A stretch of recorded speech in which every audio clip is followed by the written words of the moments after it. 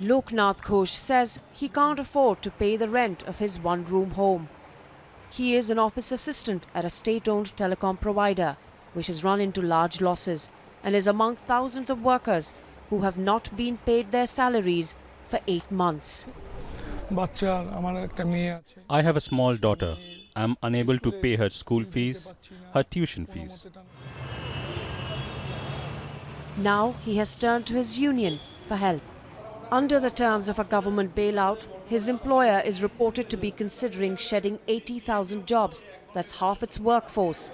And Ghosh is worried that as a contractual worker, he will be among the first to go. But he's been told that the union has not even been consulted by the company's management. The unions say this is one example of how they are being undermined.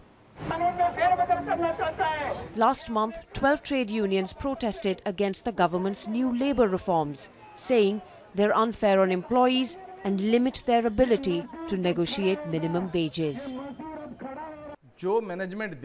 Now the unions would have to agree to, and the workers would have to accept whatever wages are decided by the management. Of course, then the workers would question the relevance of trade unions. Analysts say the government's new regulations effectively limit the power of unions.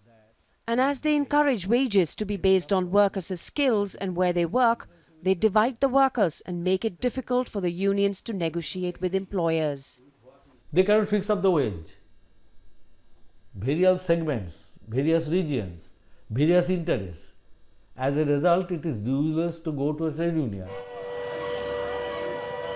The unions accuse the government of working on behalf of employers. Some analysts say weakening the trade unions would limit employers' ability to strike a collective bargain in disputes with workers. Others accuse the trades unionists of being disruptive for the sake of it, of being highly politicized and stalling India's economic growth. Unionists fear a loss of their power and influence, but Loknath Ghosh has not given up. He says his union is getting ready if workers like him are laid off, and he's preparing to join any protests. Anchal Vohra, Al Jazeera, Kolkata, West Bengal.